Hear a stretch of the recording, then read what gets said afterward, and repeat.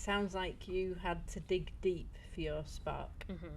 at times, and Yeah. especially in the last few months. So, how did you get your spark back? Mm. How did I get my spark back? I went deep. I acceptance. So accepting that I can't run my own business by myself at such a large scale of what my little brain was trying to get me to. Um, that was difficult, but accepting that lit a little small flame here, and I think from that small flame I was able to see light, and then from that light I was able to then create more light and dig deep into my purpose, why, which is one of the most important things of why you start something, and remember who I am, and remember what I've been through, and remember that, you know, we all have things about us that aren't great, but we have a choice, and we can choose to be that person, that darker part of who we are, and let that sort of dim the light, or we can focus on that little tiny piece of light that has been sort of flushed out with a big chunk of water. Yeah.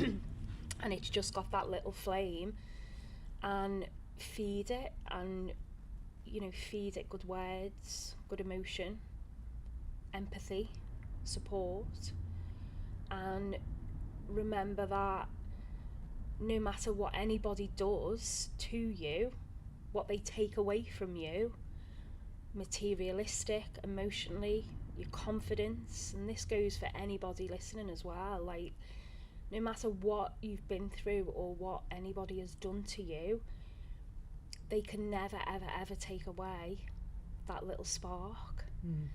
And all that takes is a little bit of nurturing and a little bit of comfort to relight it. And I think when you love yourself enough to remember who you are and know that that can never be taken away, you know, the fancy things and the, you know, a reputation and all of these external things can be pulled away from your entire existence, but you are still there. Yeah. And I think that's your superpower, and that's where the spark is. So holding that and nurturing and loving the self, and feeding good words, and I did have to go back to basics for sure, go back to affirmations, meditation, practicing what I preach, you know, loving myself, and, you know, mirror work and all of those things that I found really difficult over the years, and I thought I would never have to return to because I was kind of healed, if you like.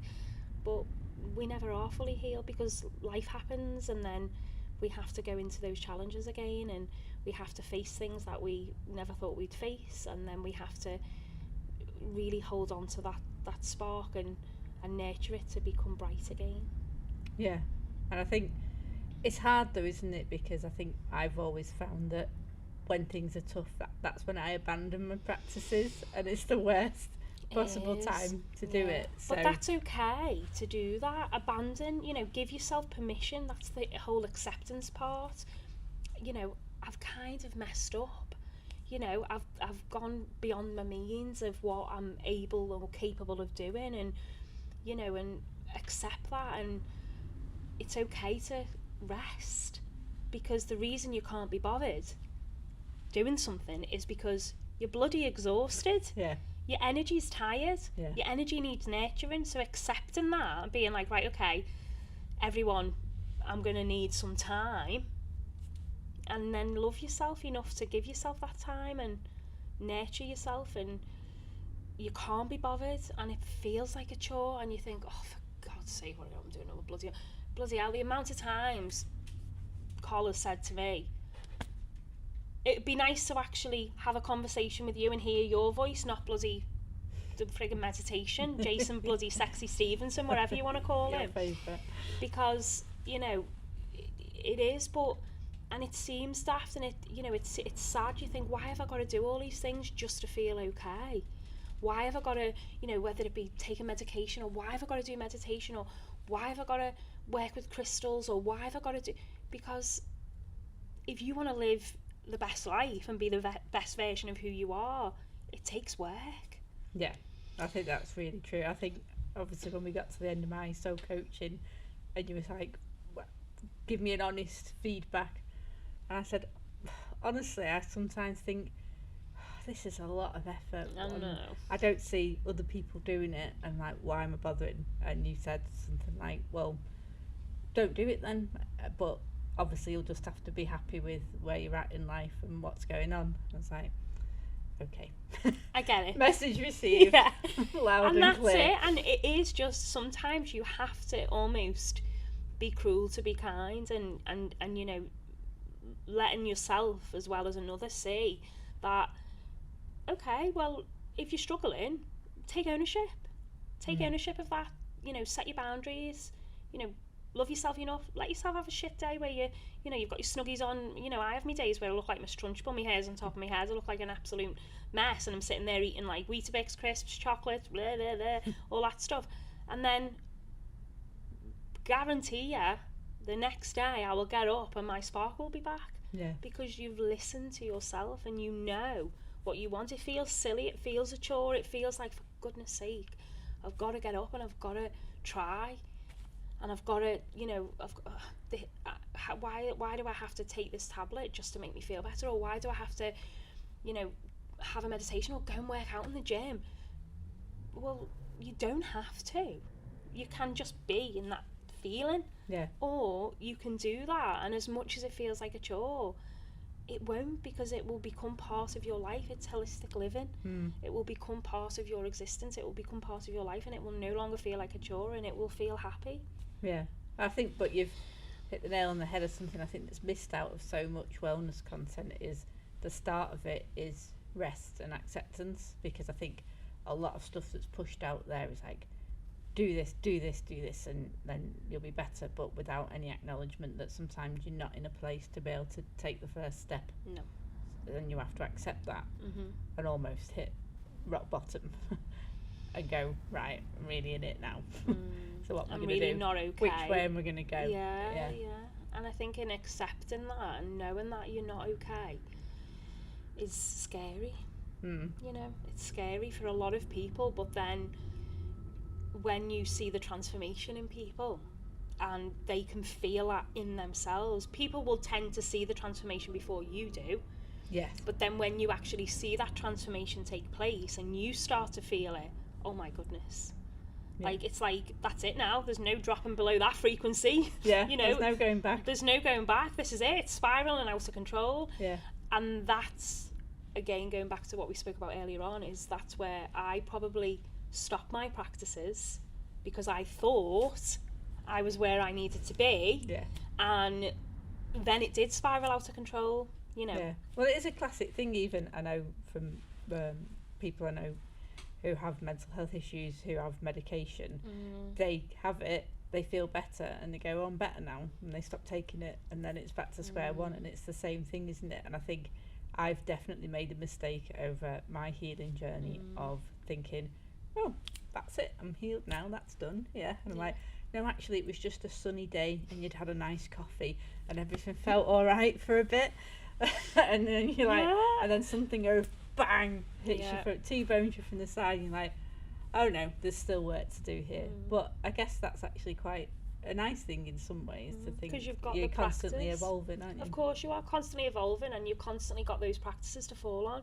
You know, it does take time, and you know, we all will have to do something to make us feel okay, because we've all been through things. So it feels like a chore, but then as it becomes, you know, a progressive practice each day, there can be a week or two where you go without having to do any of that, and you're okay, and then something will happen. You'll have a stressful day in work, and you'll go, right, okay, tonight I know what I need because I'm aligned and I understand that I'm getting a bit overwhelmed, so now this is where I need rest. Yeah. And that's the power behind it.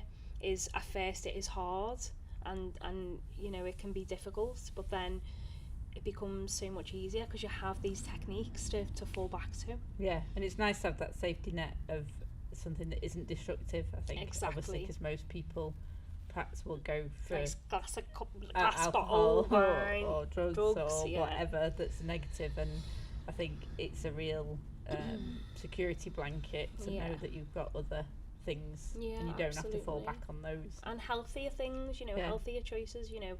I think definitely, like, you know, one of my downfalls is comfort eating. I will comfort eat. I'm aware of it. I haven't done anything about it yet. I do intend to. I've accepted it. Yeah. But I'm not ready to stop that yet. Yeah. So for me, it's, well, I'm aware I comfort eat. I'm aware that I need to stop that for my health. I've accepted it. And now I'm going through the process of grieving a Mr. Kipling. You know, so you gotta let yourself go. I know soon I will be in a place where I'm like, right, okay, I'm gonna go back to Nick, who's like doing some wellness coaching with me. I'm gonna go back to her, and I'm gonna be ready to go, and I'm gonna be there. But I know that right now I'm not, and that's okay. And it's better to do that than try it and fail, isn't it? 'Cause I think small steps. You know, from me, that my approach to wellness is to do everything in one go. Right, I'm gonna go on the Peloton. I'm gonna meditate for an hour a day. I'm gonna drink 2 litres of water. I'm only gonna eat green food. I'm gonna walk 5 miles a day. And then obviously within a week, you're like, well, that's not sustainable, is it? So, and it becomes overwhelming. Yeah, then you feel a failure. And you're like, oh, God, I failed again. Exactly. So you're automatically setting yourself up to completely fail. Yeah. So it's important to know and accept and go, right, okay, I know these things need changing, but it's going to take me a bit of time. So I'm going to process it for a couple of months. Yeah. But knowing your process, that, you know, I'm getting there. And small steps every day.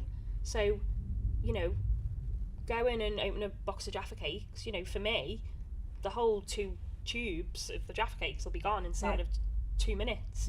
Now, I'm aware of that, and I'll be like, well, I don't need the whole tube. And actually, why are you opening the cupboard to get the Jaffa cakes? Oh, because Charlotte and the dog and everyone's stressing me out. Yeah. Okay, well, just have one. And then step outside for a minute, and then go back in. Yeah. And then there's still another one for tomorrow. When you have the same experience. Yeah. Yeah.